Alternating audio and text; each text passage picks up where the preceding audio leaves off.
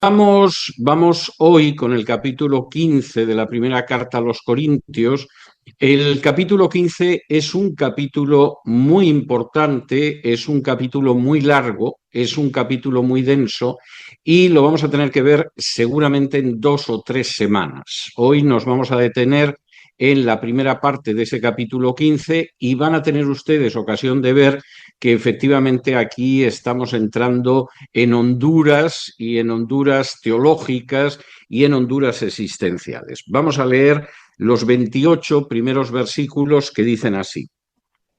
Además os declaro, hermanos, el evangelio que os he predicado, el cual también recibisteis, en el cual también perseveráis, por el cual asimismo, si retenéis la palabra que os he predicado, sois salvos si no creísteis en vano.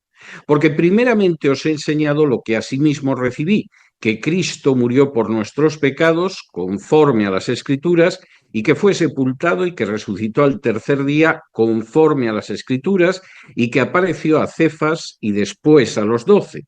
Después apareció a más de 500 hermanos a la vez, de los cuales muchos viven aún y otros ya duermen. Después apareció a Jacobo, después a todos los apóstoles y al último de todos, como a un abortivo, me apareció a mí, porque yo soy el más pequeño de los apóstoles, que no soy digno de ser llamado apóstol porque perseguía la iglesia de Dios. Pero por la gracia de Dios soy lo que soy, y su gracia no ha sido en vano para conmigo. Antes he trabajado más que todos ellos, pero no yo, sino la gracia de Dios conmigo. Porque o sea yo, o sean ellos, así predicamos y así habéis creído. Pero si se predica de Cristo que resucitó de los muertos, ¿cómo dicen algunos entre vosotros que no hay resurrección de muertos? Porque si no hay resurrección de muertos, tampoco Cristo resucitó. Y si Cristo no resucitó, vana es entonces nuestra predicación, vana es también vuestra fe.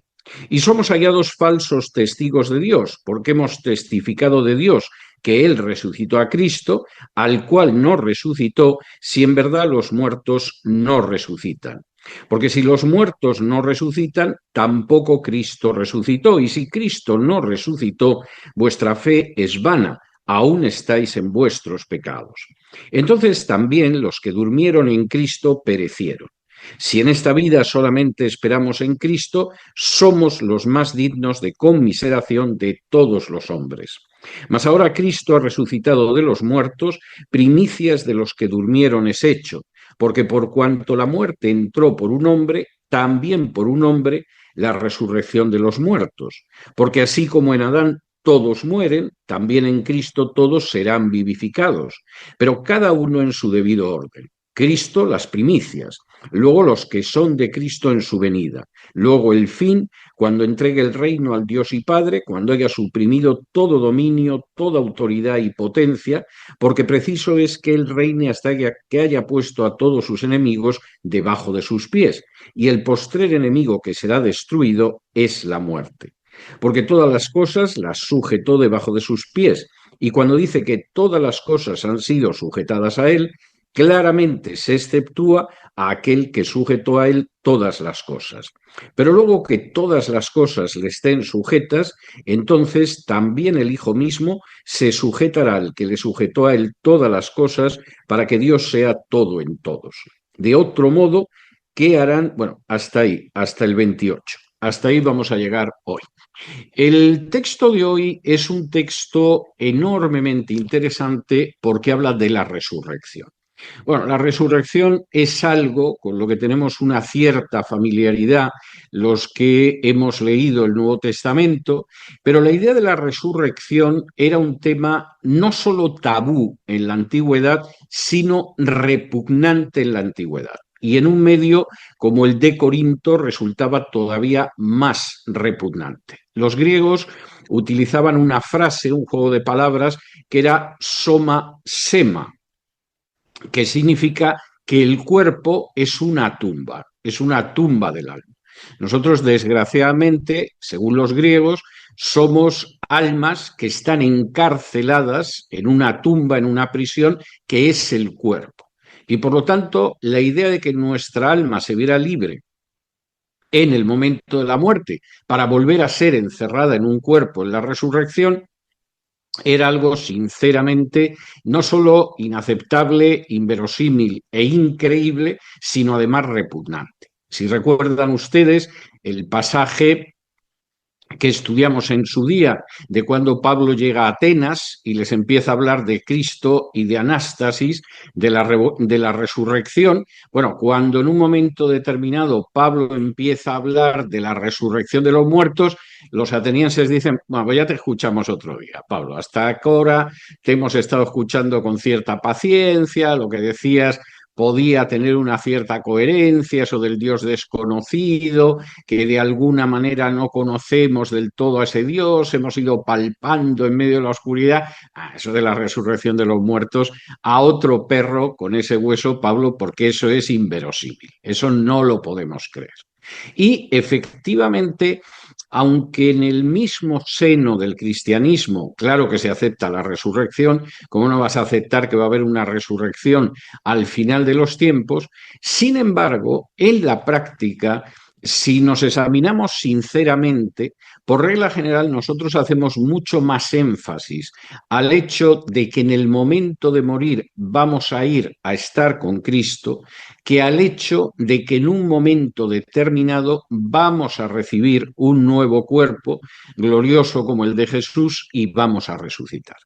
Y ese énfasis en el hecho de que morimos y vamos con Cristo, que no tiene un paralelo el énfasis en la resurrección, a pesar de que en la Biblia se habla mucho más de la resurrección que del hecho de morir y partir con Cristo, tiene una lógica porque forma parte de esa herencia griega que entra en el cristianismo de manera masiva, sobre todo a partir del siglo IV después de Cristo, y que ha ido modelando muchas de las visiones cristianas que en realidad no son tan cristianas. Y por supuesto, Pablo aquí se va a centrar en la resurrección porque esto es importante y porque además en esas iglesias de Corinto, que son iglesias griegas, incluso hay gente que dice no va a haber resurrección, ni falta que hace que haya resurrección. Eso es un disparate. Y lo hace no adaptándose en su cultura al Evangelio, sino adaptando el Evangelio a su cultura griega, que es muy común, por cierto, a lo largo de los siglos. Y es lo que Pablo va a tratar aquí. Pablo, en primer lugar, y eso es bastante importante, va a abordar el hecho de que la resurrección es una parte absolutamente central e indispensable del mensaje cristiano. Los 11 primeros versículos están centrados en eso y es muy interesante la forma en que Pablo lo desarrolla. Dice así: además os declaro, hermanos, el evangelio que os he predicado, el cual también recibisteis, en el cual también perseveráis, por el cual asimismo, si retenéis la palabra que os he predicado, sois salvos, si no creísteis en vano. Primera cuestión de Pablo. Curioso que utiliza el término declarar. Bueno, el término declarar en las últimas décadas se ha utilizado como una especie de fórmula mágica, ¿no? Declaro que me voy a poder comprar una casa, declaro en el nombre del Señor que esta enfermedad va a desaparecer, etcétera. Esa es una utilización no bíblica de declarar. El término declarar en la Biblia está relacionado con el hecho de la predicación del Evangelio, no con el hecho de que de manera mágica convocas a Dios para que te arregle los problemas económicos o los problemas de salud o los problemas familiares. Ese es un poder que tiene un brujo. En ese sentido, el término declarar no tiene nada que ver con la vida de un cristiano. El cristiano declara en el sentido de anunciar. Y aquí Pablo podía decir perfectamente, además, os anuncio el evangelio que os he predicado. Ese evangelio es un evangelio muy importante. Pablo dice en el versículo 1 que lo habéis recibido y que perseveráis en él. Y como dice el versículo 2, es el camino de salvación. Si efectivamente retenéis esa palabra, es el camino de salvación. Por ese evangelio sois salvos. Y si realmente no perseveráis, no aceptáis ese evangelio, etcétera, bueno, pues entonces la creencia que hayáis podido tener sobre poco más o menos sería algo vano. ¿Y qué es lo que anuncia ese evangelio? Pues tiene como centro uno de los puntos absolutamente esenciales, uno de los pilares es la resurrección. Versículos del 3 al 11. Porque primeramente os he enseñado lo que asimismo recibí, que Cristo murió por nuestros pecados conforme a las Escrituras y que fue sepultado y que resucitó al tercer día conforme a las Escrituras y que apareció a Cefas y después a los 12, después apareció a más de 500 hermanos a la vez, de los cuales muchos viven aún y otros ya duermen, después apareció a Jacobo, después a todos los apóstoles y al último de todos, como un abortivo, apareció a mí, porque yo soy el más pequeño de los apóstoles, que no soy digno de ser llamado apóstol, porque perseguía la iglesia de Dios. Pero por la gracia de Dios soy lo que soy, y su gracia no ha sido en vano para conmigo. Antes he trabajado más que todos ellos, pero no yo, sino la gracia de Dios conmigo. Porque o sea yo, o sean ellos, así predicamos y así habéis creído. Bien, primera cuestión. La resurrección es una parte esencial del cristianismo. Pablo aquí dice cosas que son tremendamente relevantes. ¿Cuál es la centralidad, el mensaje central del Evangelio? Versículos 3 y 4. Que Cristo murió por nuestros pecados, como anunciaban las Escrituras, que fue sepultado y que resucitó al tercer día conforme a las Escrituras. Y esta es una cuestión muy importante. Pero además es muy importante porque Pablo no se la ha inventado. Para muchos teólogos modernistas, una cosa sería la enseñanza del rabino Jesús, que sería una especie de fariseo liberal, de rabino un poco más abierto que los más extremos de los fariseos, pero que no pasaría de ser un judío, un rabino judío. Y entonces habría venido Pablo y se habría inventado el cristianismo. Y entonces el fundador del cristianismo habría sido Pablo. Lo que vemos aquí es exactamente todo lo contrario. Versículo 3. Yo os he predicado lo que recibí.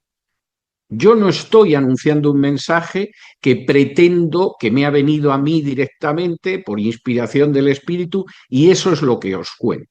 No, yo tuve una experiencia con Jesús, yo me convertí a Jesús, pero yo fui instruido por aquella gente que ya conocía a Jesús y que me explicaron cosas acerca de Jesús y yo recibí eso.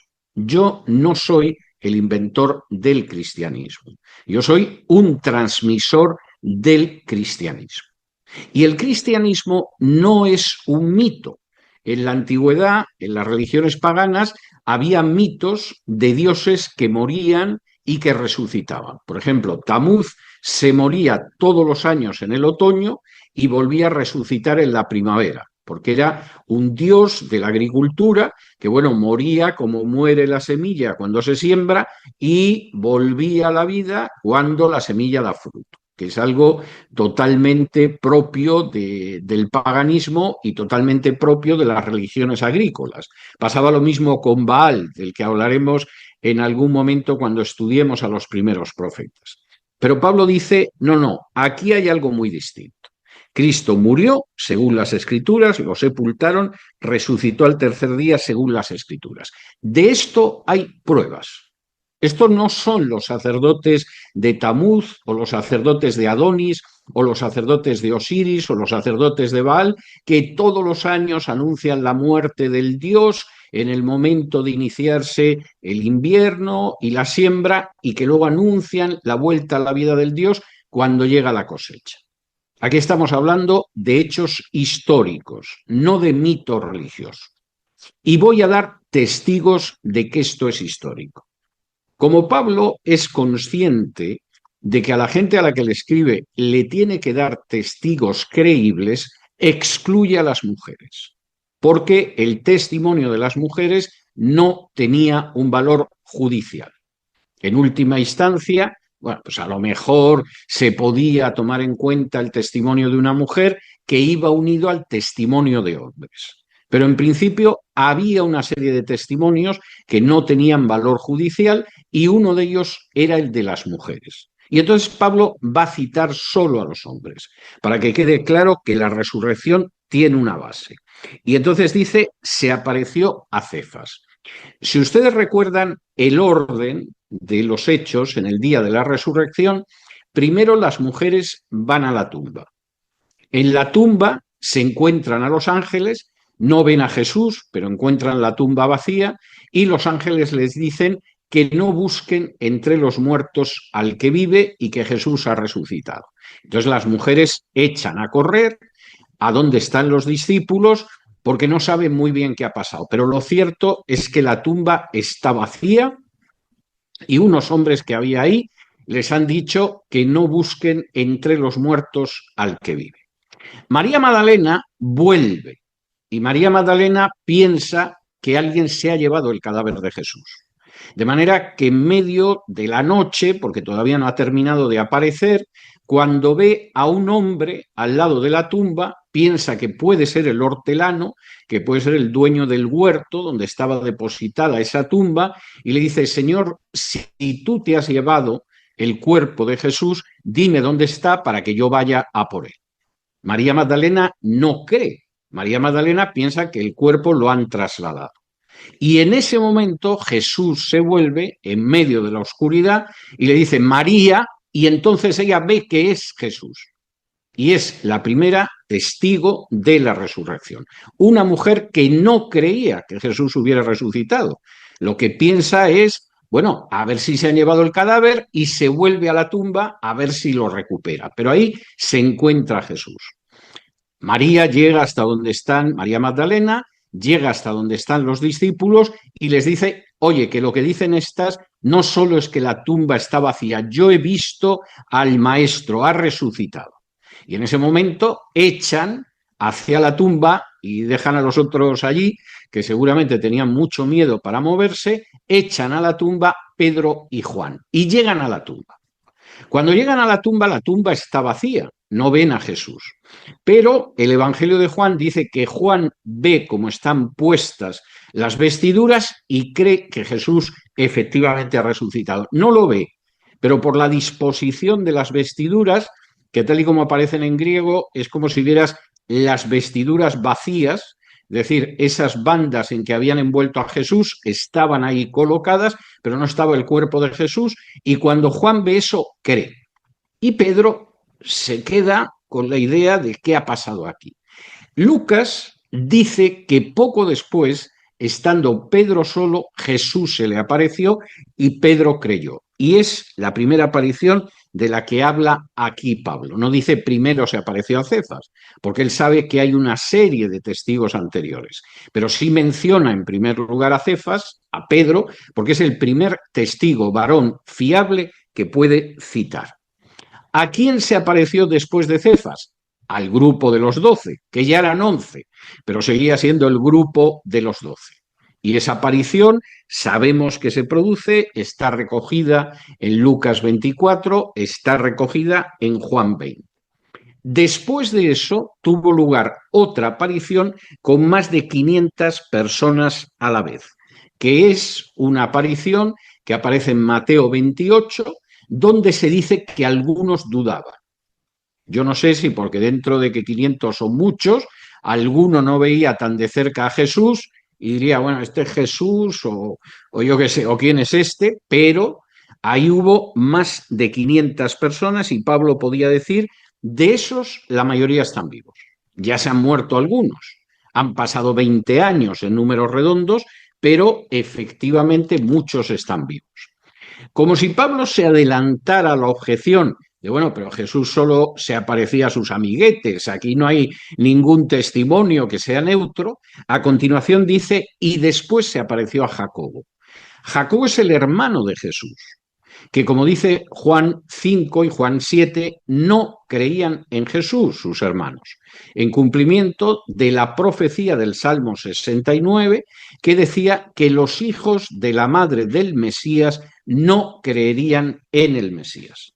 Bueno, pues esa profecía de que los hijos de la madre del Mesías no creerían en el Mesías se cumple, Juan da cuenta de ella en su Evangelio, pero Jesús se aparece a Jacobo, a Santiago, y Jacobo se convierte.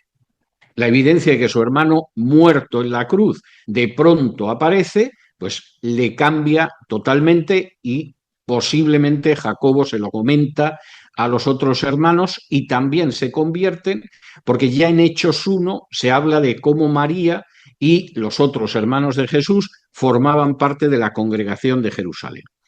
Después de aparecerse a Jacobo, volvió a aparecerse a los 12. Es la aparición que aparece en Juan 20, en la que Tomás ha dicho: yo aquí no he estado, yo no me creo lo que me estáis contando, me queréis engañar, y si no meto mi dedo en los agujeros de las manos y no meto mi mano en el costado, yo no me creo lo que me estáis contando.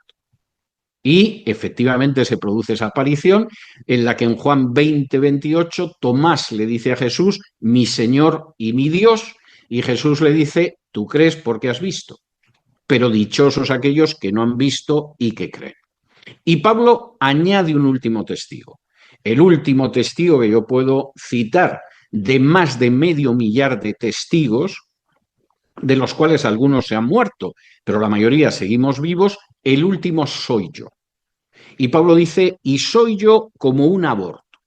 Es decir, si de alguna manera los otros era gente, bueno, pues incluso el hermano era incrédulo, pero no era enemigo de Jesús, el último soy yo, que soy como un aborto, que efectivamente, como dice en el versículo 9, soy el más pequeño de los apóstoles, que no soy ni siquiera digno de ser llamado apóstol porque yo he perseguido a la iglesia de Dios. Es decir, dentro de todos los testigos de la resurrección, Pablo dice: ojo, aquí ha habido parientes de Jesús, aquí ha habido discípulos de Jesús, pero ha habido gente que era incrédula, como su hermano Jacobo, y ha habido incluso gente como yo que persiguió a los seguidores de Jesús.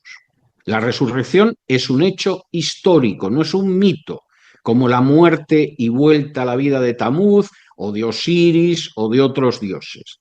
Aquí estamos hablando de un hecho histórico que se produjo en un momento y que además se da la circunstancia de que hay multitud de testigos que lo pueden atestiguar. Y he excluido a las mujeres y si había esclavos, a los esclavos. Aquí no hay nada más que varones libres y en plena posesión de facultades mentales que pueden testificar de la realidad de la resurrección. Podréis preguntar a cualquiera de ellos.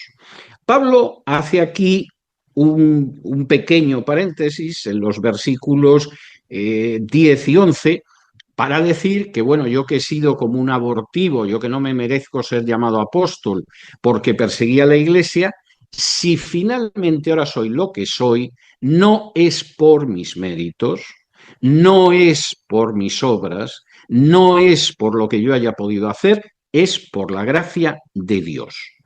Y gracias a su gracia de Dios, esto no es en vano, porque yo he trabajado más que todos los apóstoles. Y a continuación, para que no se piense que se está jactando, dice: bueno, no yo, sino la gracia de Dios conmigo. Y es algo tremendo. Y en este sentido, Pablo, que aprovecha siempre la ocasión para hablar de la gracia de Dios y cómo todo lo que recibimos es inmerecido y cómo incluso lo que hacemos tenemos que agradecerlo a la gracia de Dios, lo vuelve a hacer aquí. Yo no me merezco ser apóstol, la gracia de Dios me ha escogido como apóstol he trabajado más que cualquiera de los apóstoles, pero no por mis méritos. No porque como Pablo soy más guapo, más brillante o más inteligente, sino por el hecho de que la gracia de Dios me ha acompañado. Primera sección de este capítulo de Primera de Corintios, donde está hablando de cómo la resurrección es una parte central del mensaje cristiano. Segunda parte, la resurrección es una parte esencial no solo del mensaje cristiano, sino de nuestra fe y de nuestro futuro. Y esto es algo muy importante. Versículos del 12 al 20. Y dice así en los versículos del 12 al 20. Pero si se predica de Cristo que resucitó de los muertos, ¿cómo dicen algunos entre vosotros que no hay resurrección de muertos? Porque si no hay resurrección de muertos, tampoco Cristo resucitó. Y si Cristo no resucitó, vana es entonces nuestra predicación, vana es también vuestra fe. Y somos hallados falsos testigos de Dios, porque hemos testificado de Dios que Él resucitó a Cristo, al cual no resucitó, si en verdad los muertos no resucitan. Porque si los muertos no resucitan, tampoco Cristo resucitó. Y si Cristo no resucitó, vuestra fe es vana, aún estáis en vuestros pecados. Entonces también los que durmieron en Cristo perecieron. Si en esta vida solamente esperamos a Cristo, somos los más dignos de conmiseración de todos los hombres. Mas ahora Cristo ha resucitado de los muertos, primicias de los que durmieron es hecho. Segunda sección de este capítulo 15, la resurrección es una parte esencial de nuestra fe y de nuestro futuro, y es muy importante. Inmediatamente la idea es que la resurrección no acaba en Jesús. La resurrección, claro que es algo que está vinculado, que está unido, que está enlazado a Cristo. Pero la importancia está en que eso enlaza también con nosotros, se va a extender a nosotros. Y aquí Pablo hace 5 afirmaciones que son muy importantes. Primera afirmación, versículo 14. Si Cristo nos resucitó, vana es entonces nuestra predicación, vana es también vuestra fe. Hay teólogos modernistas, como por ejemplo Hans Küng, que fue el teólogo católico más importante del siglo XX y hasta que se murió hace pocos años del siglo XXI, que sostenía que Cristo no había resucitado. Cristo murió en la cruz, depositaron su cadáver en la tumba y Cristo entró en otra dimensión. Pero por supuesto, ese cadáver no se levantó nunca de entre los muertos. Ese cuerpo de Jesús que depositaron no se levantó de los muertos. Y hay muchos teólogos liberales que irían en la misma línea. Jesús es admirable por su enseñanza, dio un ejemplo tremendo de integridad muriendo en la cruz, pero vamos, por supuesto, no resucitó jamás. Y además no tiene importancia, porque sus enseñanzas son hermosas y son bellas, independientemente de que resucitara. Bueno, eso para una conversación de café puede parecer que es aceptable, pero Pablo es muy cortante y muy directo. Si Jesús no ha resucitado, lo que estamos predicando es una pavada. Nuestra fe es vana, es vacía. Y la fe que vosotros ponéis en nuestra predicación también lo es. De manera que pongamos las cosas claras. O Cristo ha resucitado o no ha resucitado. Pero si Cristo no ha resucitado, no tiene sentido ni nuestra predicación ni que vosotros la aceptéis. Esto no es una religión oriental en que el gurú se muere y se supone que reencarna en alguien y entonces los seguidores siguen. No. O Jesús es el Mesías y ha resucitado, y entonces nuestra predicación tiene sentido y vuestra fe tiene sentido, porque se basa en un hecho histórico que realmente ha sucedido y del cual ahora mismo hay centenares de testigos, o no fue así. Si no fue así, no perdamos más el tiempo. Segundo, si Cristo no resucitó, aquí nos estamos convirtiendo en representantes falsos de Dios. Versículo 15. Y somos hallados falsos testigos de Dios, porque hemos testificado de Dios que Él resucitó a Cristo, al cual no resucitó, si en verdad los muertos no resucitan.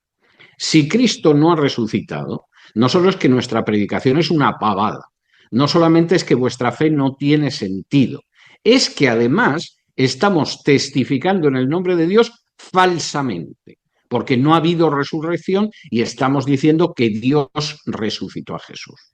De manera que esta es una cuestión tremendamente seria. O sea, aquí no estamos hablando, bueno, no importa que no resucitara, su mensaje irradia luz para la humanidad a lo largo de los siglos y todo este tipo de cosas que se dicen.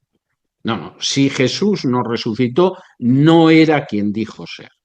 Y si no era quien dijo ser, la predicación en su nombre no tiene ningún sentido. Por lo menos no más sentido que en cualquier otro filósofo, pensador o maestro de moral. Tercero, y esto es muy importante, Si Cristo no ha resucitado, no hay perdón de pecados. Versículos 16-17.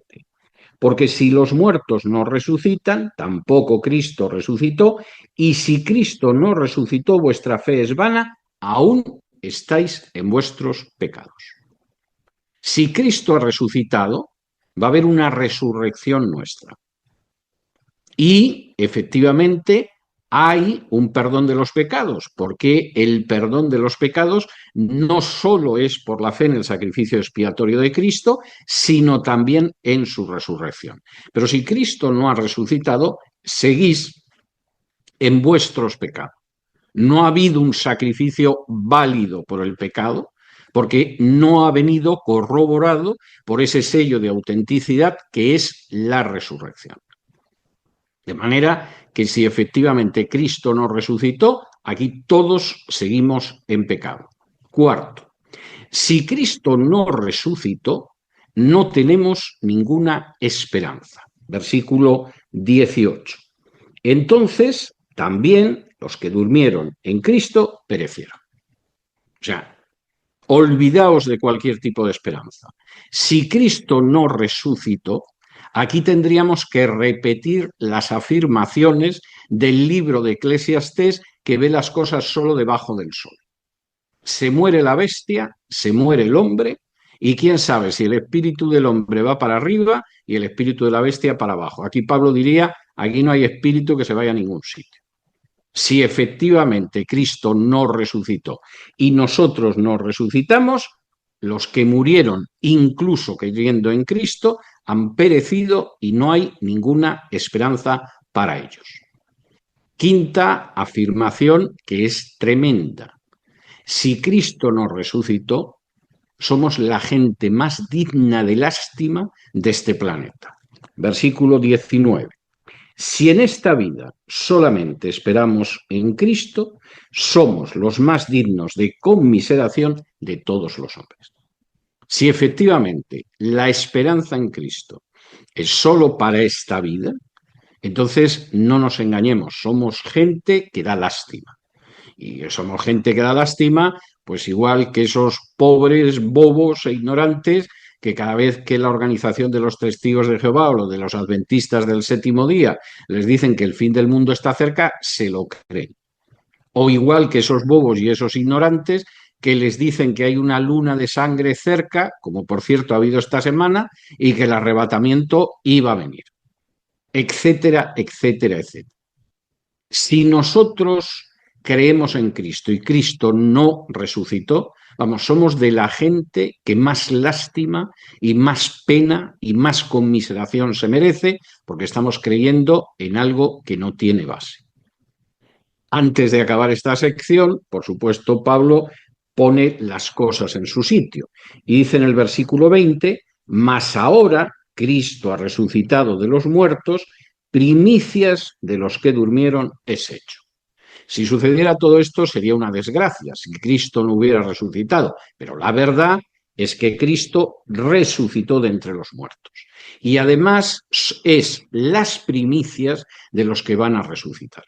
Y de nuevo, por citar a Eclesiastés, aquí el autor de Primera de Corintios le podría decir al autor de Eclesiastés, claro que la vida no es vanidad, porque no todo termina en esta vida, y Cristo, que es las primicias de la resurrección del género humano, es la garantía de que efectivamente nosotros también vamos a resucitar. Tercera sección, que son los versículos del 21 al 28. Sección en la que se nos muestra que Cristo es el centro de nuestra salvación y Cristo es el centro de la historia humana.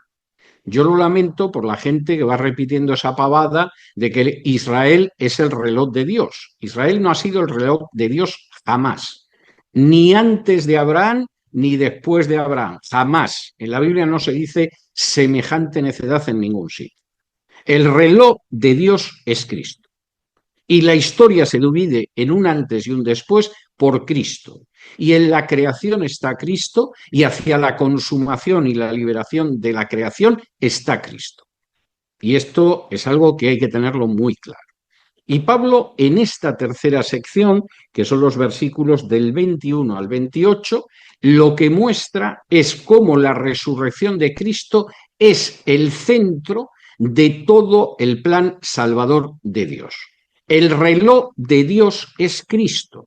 Decir que es Israel es una monstruosidad que lo único que hace es rebajar la figura de Cristo y sustituirla por otra entidad que no es Cristo. Y esto es muy importante. Primer aspecto, porque Pablo va a mencionar varios aspectos en esta sección, va a mencionar 3 aspectos y el último lo va a dividir en 3 afirmaciones.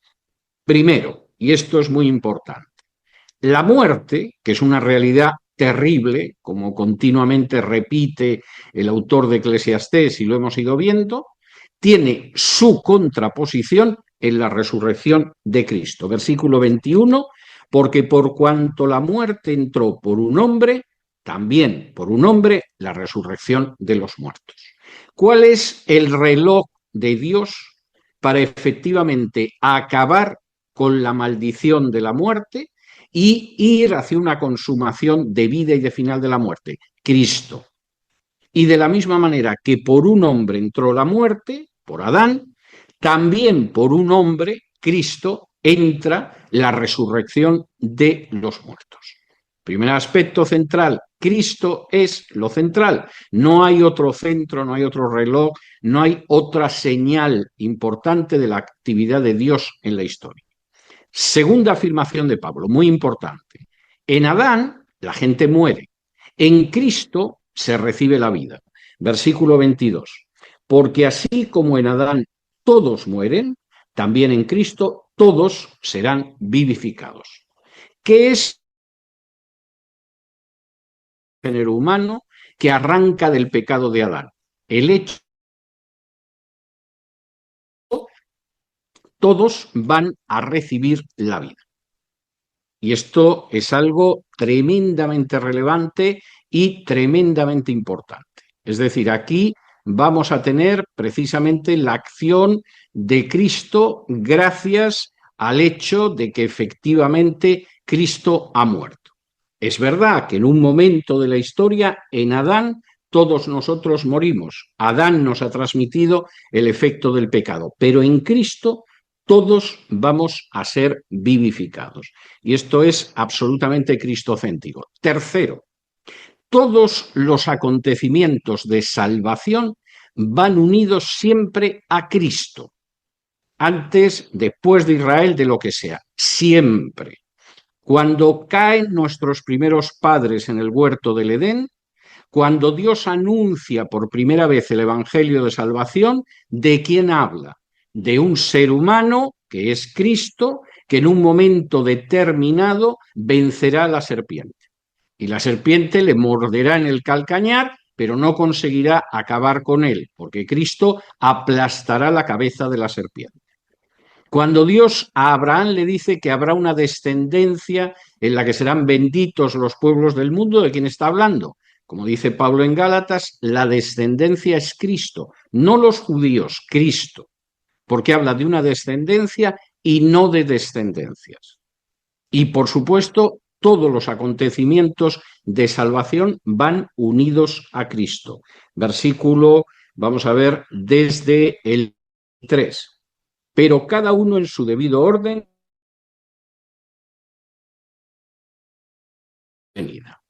Esos acontecimientos de salvación que van unidos siempre a Cristo, Pablo da 3 ejemplos. El primero es la resurrección, porque efectivamente, como dice el versículo 23, Cristo va a ser el primer ser humano que vuelve a la vida y no vuelve a la vida, como por ejemplo en el caso del hijo de la viuda de Naín o el caso de Lázaro, como una persona que vuelve a la vida temporalmente y se vuelve a morir. El hijo de la viuda de Naín se murió, la niña que resucitó Jesús Lea volvió a morirse, Lázaro se murió. El primero que vuelve a la vida para no morir nunca es Cristo hombre, y es las primicias. Segundo, y esto es muy importante, Cristo sigue siendo el centro porque Cristo es el que va a resucitar a los que son de Cristo cuando vuelva. Versículo 23, la segunda parte, luego los que son de Cristo en su venida.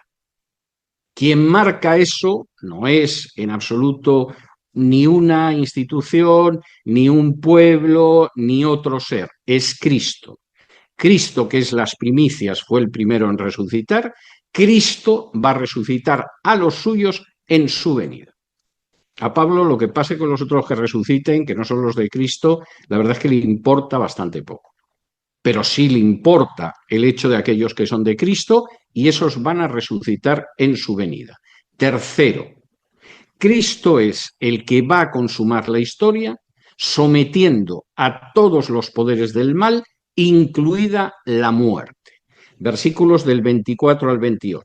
Y luego el fin, cuando entregue el reino al Dios y Padre, cuando haya suprimido todo dominio, toda autoridad y potencia, porque preciso es que Él reine hasta que haya puesto a todos sus enemigos debajo de sus pies. Y el postrer enemigo que será destruido es la muerte. Porque todas las cosas las sujetó debajo de sus pies, y cuando dice que todas las cosas han sido sujetadas a Él, claramente se exceptúa aquel que sujetó a Él todas las cosas. Pero luego que todas las cosas le estén sujetas, entonces también el Hijo mismo se sujetará al que le sujetó a Él todas las cosas, para que Dios sea todo en todos. El centro de la historia es Cristo. Habrá un momento en que no habrá nada, absolutamente nada, que no esté sujeto a Dios. Habrá un momento en que el mismo Cristo humanamente se sujetará a Dios, después de acabar con todos los enemigos, potestades, incluida la muerte. Pero el centro de la historia sigue siendo Cristo, y quien consuma la historia es precisamente Cristo, para que Dios sea todo en todos. Y en este sentido es bastante claro. Todo este panorama escatológico, por llamarlo de alguna manera, que expone Pablo, no se parece en nada a las novelas escatológicas que se venden con tanta profusión. Es decir, aquí no aparece referencia ni a un templo reconstruido, ni a Israel volviendo a su tierra, ni al anticristo firmando un pacto, ni a las semanas... O sea, nada, nada de eso está en la mente de Pablo y de los primeros cristianos. La historia se desliza, se mueve, avanza sobre la acción de Cristo. Y eso empieza antes de que aparezca el ser humano, porque como dice la Escritura, Cristo ha creado, ha sido el creador, y sin él nada ha sido creado, y Cristo es quien acaba consumando la historia al final, acabando con todos los poderes malignos, de los cuales el último en desaparecer será la muerte. En ese sentido, el cuadro de Pablo es tremendo. Ahora, fíjense en esto, porque me parece un aspecto muy importante, además un aspecto muy importante porque muestra cómo se une la realidad con lo que sería la enseñanza teológica. Pablo no es un filósofo que se sienta en un monasterio medieval o que se dedica a caminar con sus discípulos al lado por una ciudad de Grecia creando un sistema de pensamiento. Pablo arranca de un hecho sucedido en la historia. Hubo un personaje que se llamaba Jesús, que efectivamente era el Mesías, que murió en la cruz, que fue sepultado y que resucitó. Esa realidad histórica, que no mítica o teológica, tiene centenares de testigos a día de hoy, diría Pablo, unos 20 años después de la crucifixión. Y de ellos la mayoría vive. Y no estoy incluyendo mujeres ni esclavos, hombres libres, hechos y derechos, cuyo testimonio aceptaría cualquier tribunal. Y esta gente dice que Cristo resucitó, pero eso, que es un hecho histórico, tiene consecuencias prácticas para nuestra vida. Por supuesto, hay gente que le gusta ser muy romántica cuando se dedica a la teología y te dice, bueno, aunque Jesús no hubiera resucitado, su ejemplo es un faro de luz para la humanidad, aunque no sea verdad que se apareció a nadie, fue un hombre sublime. Y Pablo dice, eso son pavadas. Si Cristo no resucitó, y nosotros estamos predicando su resurrección, nuestra predicación es falsa. Vosotros os habéis creído una mentira y encima actuamos como falsos testigos de Dios porque decimos que Dios lo resucitó cuando no lo resucitó. De manera que vamos a dejarnos de tonterías y de romanticismos. Y esto que es práctico ahora es práctico de cara al futuro, porque la historia se desliza sobre los hombros de Cristo. Y esa historia va a haber en un momento determinado, igual que las primicias que resucitaron, que era Cristo, como los de Cristo resucitarán en su venida. Y cómo, además de que resucitarán en su venida, se da la circunstancia de que después la historia se consumará y todo quedará otra vez sometido a Dios como era en el principio.